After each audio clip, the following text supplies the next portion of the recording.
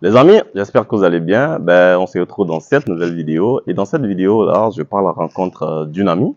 Oui, d'une amie qui a vécu pas mal de temps en Europe, en France précisément, qui a finalement décidé de rentrer définitivement dans son pays, définitivement en Côte d'Ivoire, et mieux pour investir. Et c'est ce qui nous intéresse.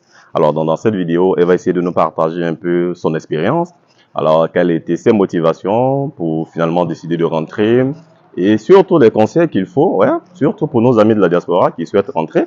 Parce que voilà, il y a pas mal de personnes qui y sont, mais qui se demandent, mais comment je fais pour rentrer? Est-ce que je rentre? Est-ce que c'est favorable? Est-ce qu'il y a des éléments qu'il faut et tout et tout? Donc voilà, elle va nous partager ses étapes, comment elle a fait, et puis elle est revenue tranquillement. Elle va nous dire ce qu'elle pense, et cela va vous permettre, va vous aider à tous nos amis de la diaspora qui veulent revenir à certainement emboîter le pas et à suivre ces différentes étapes-là pour revenir en toute tranquillité. Parce que les gars, on a besoin de vous, on a besoin de la diaspora pour développer notre continent.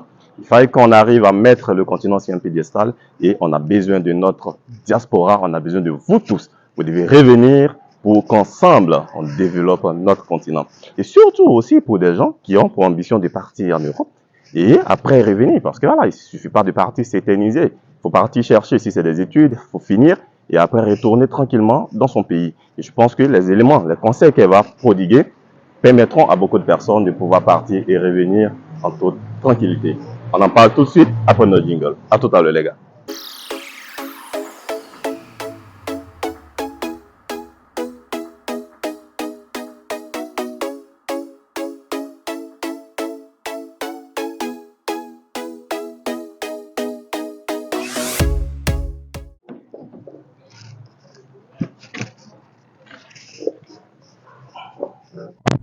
Salut à toi, si tu me découvres pour la première fois, je suis Nel Kwasi, je suis entrepreneur, je suis aussi investisseur. Ma vision, je la partage ici tout le temps. Quand je suis avec des amis, à des rencontres, à des événements, c'est de mettre en place une communauté forte d'investisseurs, une communauté de bâtisseurs, pour que dans un premier temps, les membres atteignent tous la liberté financière, pour qu'ensemble, on puisse contribuer au développement de notre continent. Car notre but final, c'est de voir notre Afrique, notre continent, se développer. Et sache que sur cette chaîne, on parle de business, d'opportunités d'affaires, de développement et d'investissement. Si ce sont des thématiques qui te disent, si ce sont des choses qui te plaisent, n'hésite pas, abonne-toi à notre chaîne et partage tout autour de toi. Et surtout, n'oublie pas d'activer la cloche de notification. Donc les gars, c'est parti pour cette vidéo à la rencontre de cet ami-là. Hello les gars, j'espère que vous allez bien. Je vous ai dit, je viens rencontrer mon ami Mathie. Alors Mathie, comment tu vas? Très bien. Alors dis-moi Mathie, présente-toi. Parce que là, je dis à mes abonnés que je vais rencontrer une dame de fer. Oui, une On pas la barre très haute.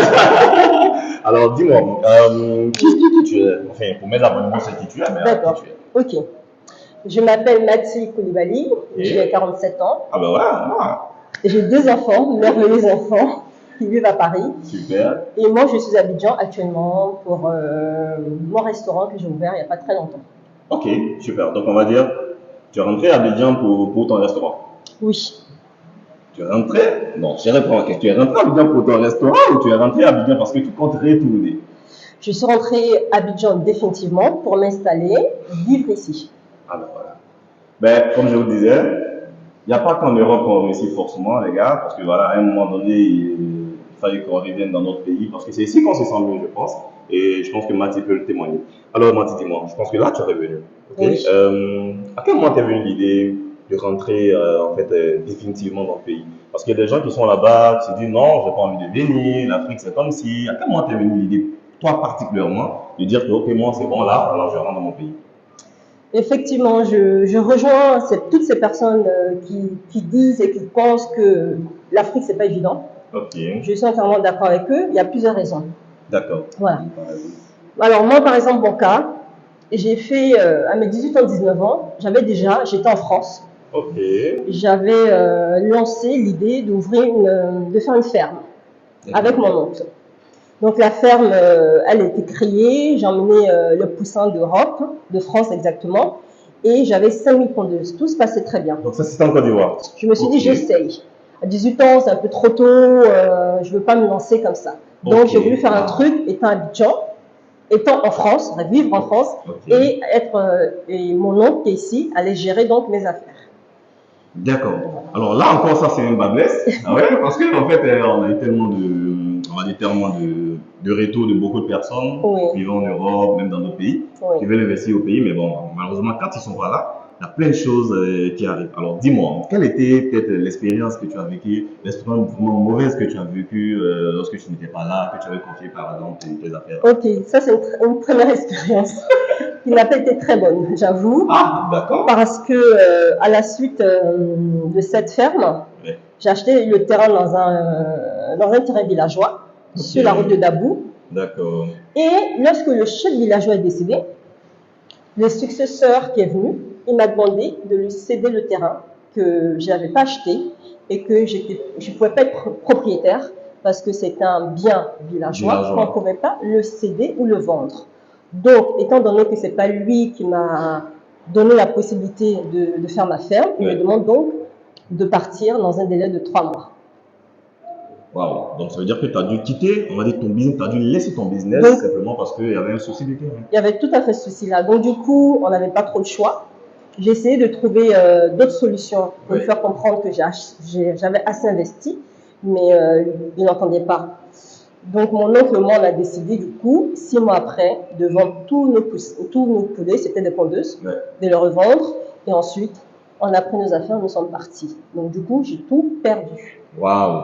Vraiment tout perdu. Je pense que pour tout entrepreneur, on passe tous par là, d'accord? Et normalement, je pense que ça, c'est à forger parce qu'aujourd'hui, ben les gars, je rappelle que tout à l'heure, on en parlait, que nous sommes dans le restaurant quand même de Mati. Ah ouais? Ah bah ouais. Alors là, on sommes au deuxième niveau parce qu'il y a un niveau qui est en dessous. Donc, son restaurant. Donc déjà, félicitations parce que c'est tout propre. J'ai aimé quand je suis venu. J'avoue que j'ai vraiment aimé. Donc, cette expérience ne m'a pas découragée du tout. Je suis de signe bélier, donc on fonce la tête baissée, mais on lâche rien. Ça, c'est ça bien, oui, j'aime ça. Donc, j'ai dit, bon, c'était mauvaise, mais il faut toujours tenter. Okay. Et moi, j'ai toujours dit à mes enfants, à mes parents, que je reviendrai vivre en Côte d'Ivoire pour ma retraite. Ah, bah voilà, ok. Donc, à partir de ce moment-là, comme j'avais cette idée de venir plus tard à Abidjan m'installer, donc qu'est-ce que j'ai fait? J'ai travaillé pendant plusieurs années. Mais avant ça, en 95, j'avais de l'argent, j'étais jeune, j'étais plein de courage, de volonté. Ma mère m'a poussé à acheter une maison à Abidjan. Ah, okay. Voilà. Très bien. Alors, donc, si je comprends bien, déjà, en fait, tu t'es préparé. En fait, je me suis préparée.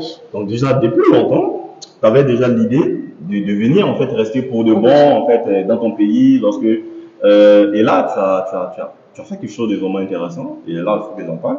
Avoir une maison. Oui. Tu as pu payer déjà une maison parce que là, tu préparais ton retour en fait.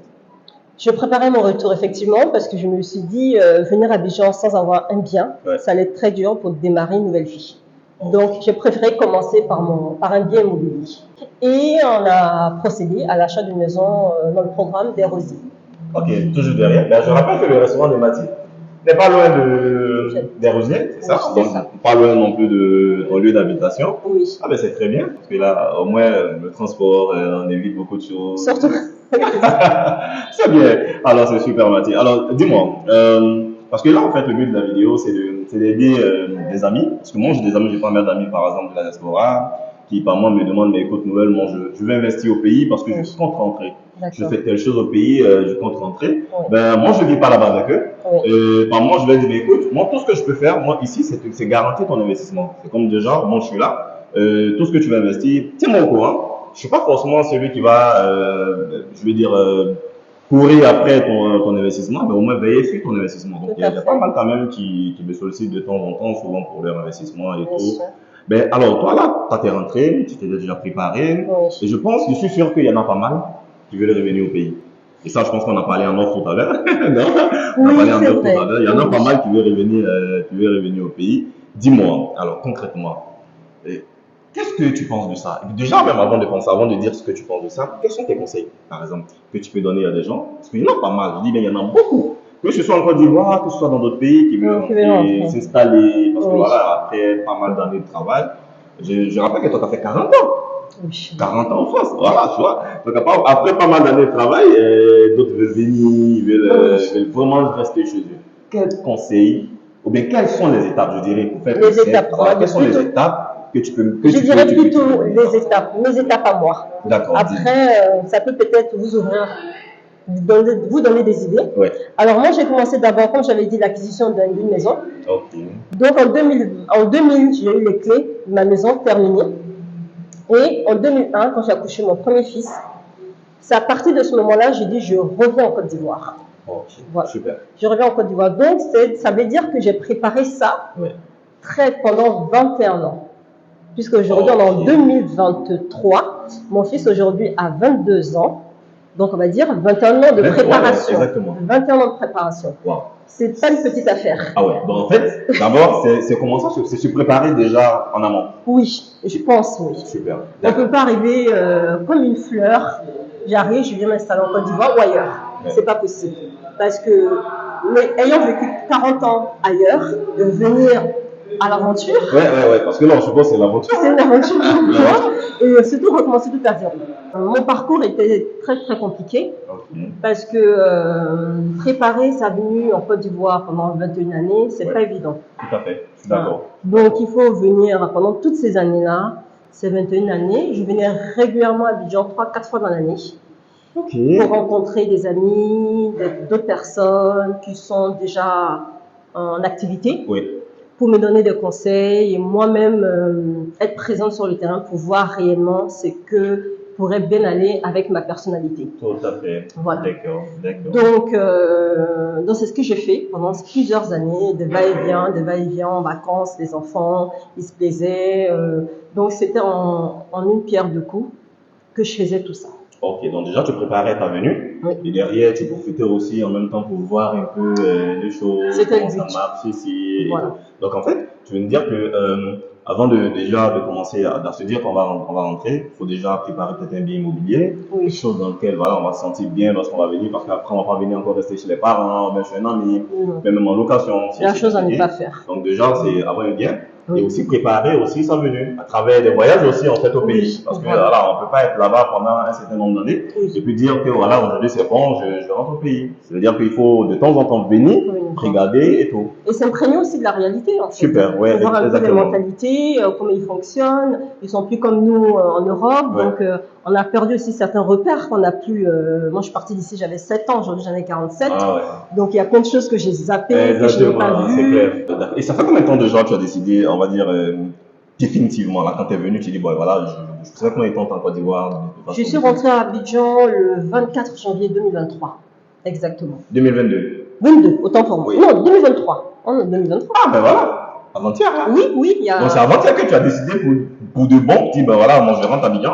Oui. Je me retourne plus. Je me retrouve plus parce que j'avais fini mes travaux dans mon restaurant, j'avais tout fait venir par bateau, donc on n'entendait que moi. Ah ouais, super. Voilà. Préparation, planification, ça, je salue son courage là-dessus. Si, En si, tout cas, si. c'est super bien. Et là, je pense que ça va aider, ce que tu viens de partager. Voilà, de se préparer déjà depuis. Il faut se préparer. Oui, voilà, Faut se déjà préparer depuis. mentalement, Exactement. financièrement, Oui. Et familièrement. aussi parce l'aspect que- financier, ça tombe bien là que tu abordes. Je suis venue avec un fonds de commerce Ok. pour pouvoir pendant une année, de vivre avec ça pendant une année et tenir mon commerce pendant une année. Parce que quand on démarre une activité, il faut avoir un fonds de roulement. Et ce fonds de roulement, si je ne l'avais pas, je pense que je ne pourrais Ça pas va être ouvrir le difficile. restaurant. Voilà. Super. Je pense qu'actuellement, c'est d'avoir des solidifier en fait ton business. Et là, je pense qu'il est déjà bon. Hein. Moi, je le sais, moi, je viens tout le temps. Donc C'est vrai. voilà, ton business est déjà bon. Et après, tranquillement, tu pourras vraiment profiter. Et moi, je te souhaite vraiment d'ouvrir encore d'autres restaurants. Merci. C'est quoi le nom déjà? Parce que là, pendant qu'on y est, le nom de ton restaurant, c'est quoi? Ça me fait rire. Parce Ouais, que quand même. les Ivoiriens m'en parlent beaucoup, ils me demandent pourquoi. Ça s'appelle la mangeaille. Écoutez, les gars, la première fois en fait, je suis venu quand même m'inviter, puis je suis arrivé. Et j'ai vu la mangeaille. En fait, ça m'a fait, vous savez, un peu ici, on a tendance à se taquiner un peu sur les mots. Mais j'ai aimé, parce que moi, je me suis dit qu'en fait, elle est rentrée dans un cadre vraiment ivoirien. Et puis bon, voilà, moi, c'est plus facile quand je dis, mais écoute, trouve-moi la mangeaille, c'est plus easy, en fait.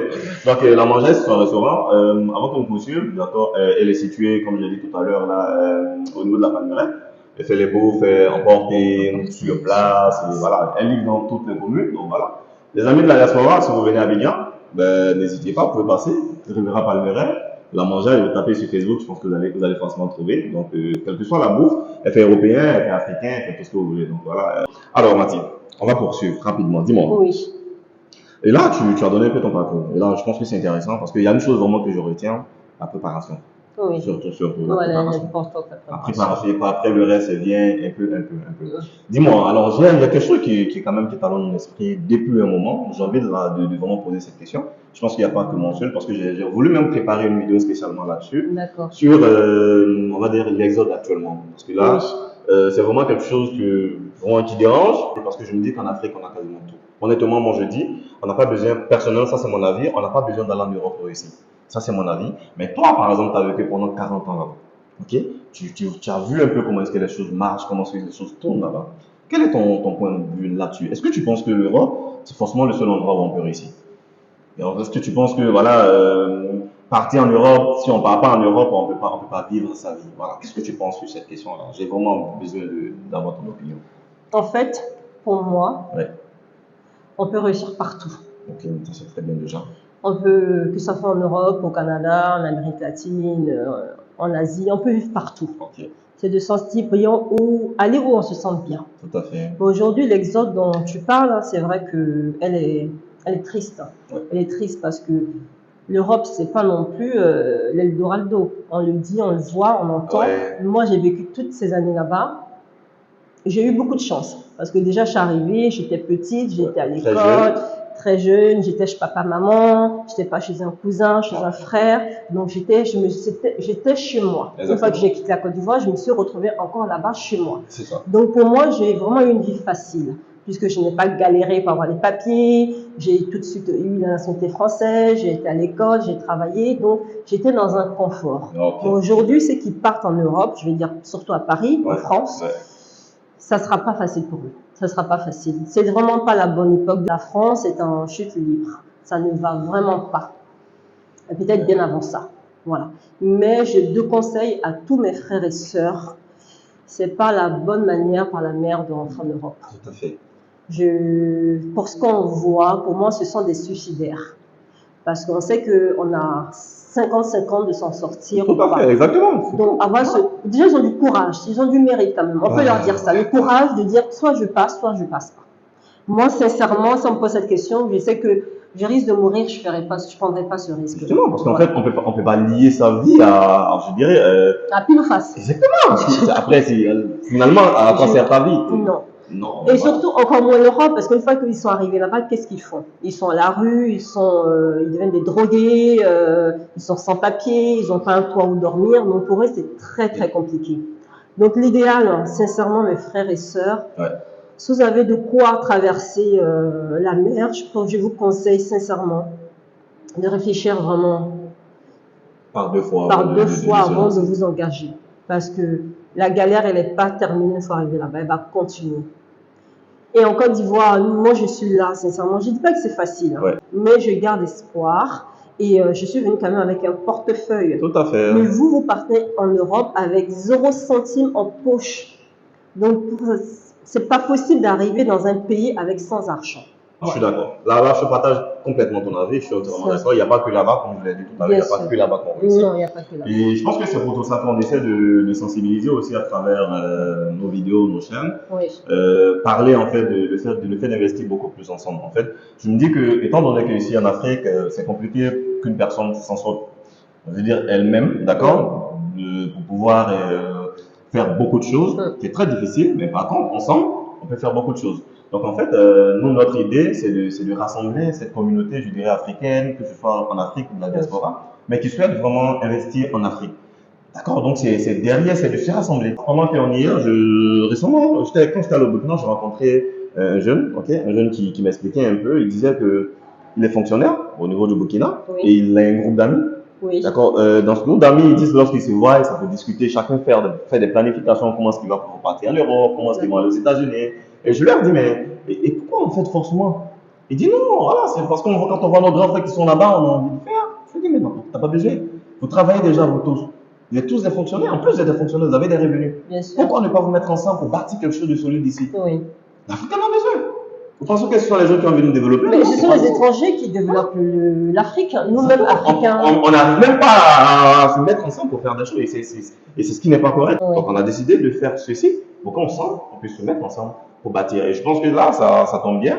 ça nous permet de pouvoir évoquer cette question-là, d'aller se jeter dans la mer et autres. Je dis, mais pourquoi ne pas se mettre ensemble ici, faire des choses et puis voilà, développer notre continent. Parce que là, si notre continent est développé, peut-être même c'est les autres qui vont vouloir venir chez nous. Effectivement.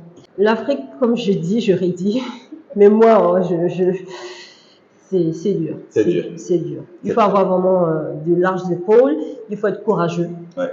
Il faut être courageux, il faut être travailleur, il ne faut pas écouter les amis, ce qu'on dit. Il faut foncer, mais être sûr de où on va. Franchement, je suis concentrée, vraiment. Non, franchement, je salue cela. Et je suis content de l'entendre parce qu'en fait, pour moi, je me dis que, comme tu viens de le dire tout à l'heure, tu es parti, il y a beaucoup de choses que tu as magasinées là-bas. Oui. Donc déjà, tu essaies de partager ça auprès des personnes avec qui tu travailles. Ça, c'est ce qui est bien en fait. Et le partage, Oui. on en a besoin constamment, il faut donner, il faut partager à ceux qui n'ont pas l'information et tout, parce que voilà, c'est qu'avec ça qu'on arrive vraiment à se développer. Alors, je te dis merci déjà pour ça. Alors, Mathieu, on va continuer, d'accord? Alors, dis-moi, là, on a fait un peu le tour. C'est vrai, c'est dur.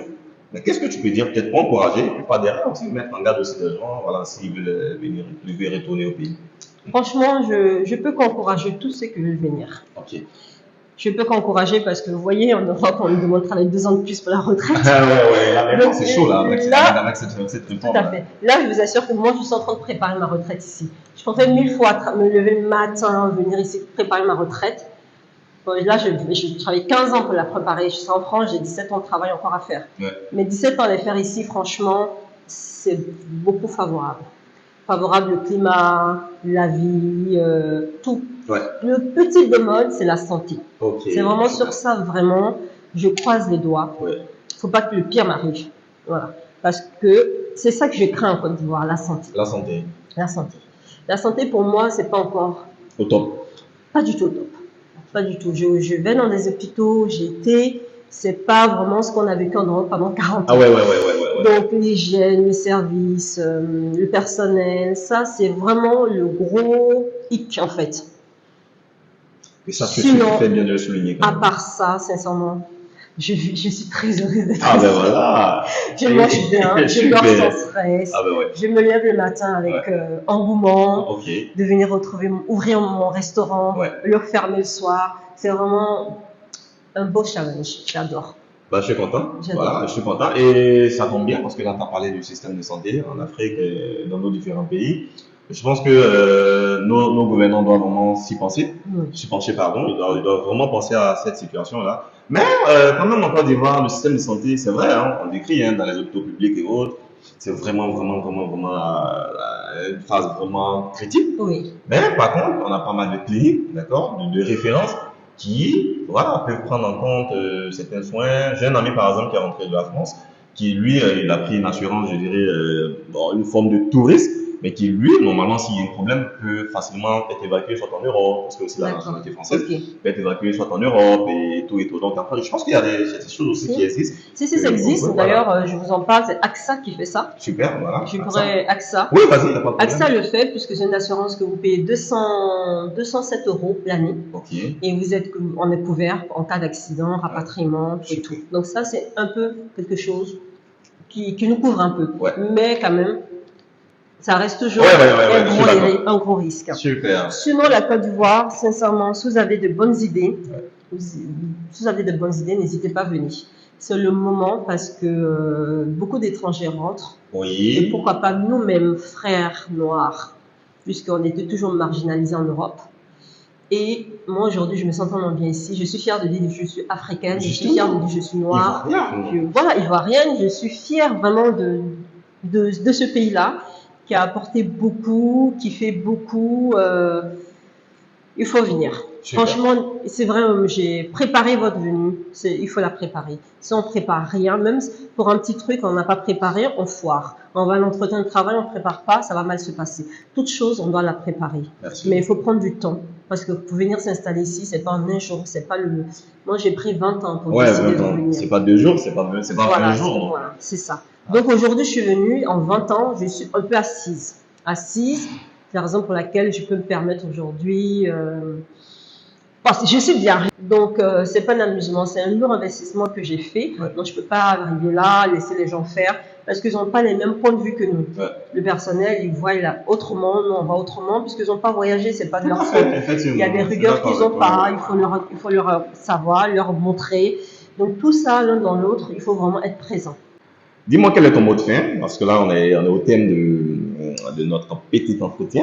Voilà, je suis content d'avoir de faire ça. J'avais prévu, je t'avais dit. Oui, c'est vrai. Tu dis, écoute, moi, il faudrait que tu fasses une vidéo avec toi. Donc on explique quand même à nos frères là comment on fait, ceux qui veulent venir et tout ici. Donc je pense qu'on est au thème, d'accord, Ouais. de notre entretien. Dis-moi quel est ton mot de fin en fait. Mon mot de fin, c'est-à-dire, faut vivre avec son temps. Ok. C'est-à-dire, aujourd'hui, et comme on dit, hein, on ne vit, moi j'aime pas le propos on vit qu'une fois. Moi non plus. Pour moi, on meurt une fois et on vit plusieurs fois. Être en accord avec son époque et faire table rase de son passé.